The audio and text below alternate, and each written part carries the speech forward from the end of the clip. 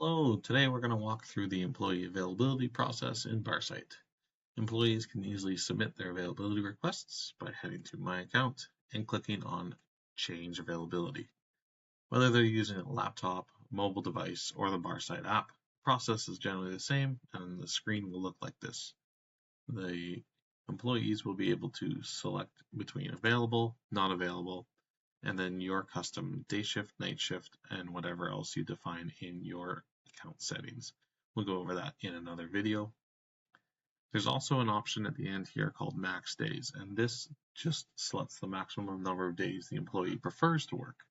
You can schedule them for more days if needed, but BarSight will just notify you that you've exceeded their preferred limit.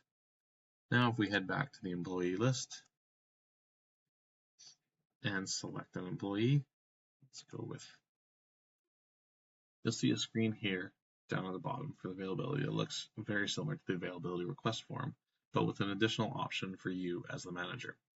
You can mark them as available and unavailable for specific days, but as well, you can also select custom to set a very particular availability time frame. Let's select 9 to 4 for Tuesday, and we'll do the same thing, 9 to 4 on Wednesday.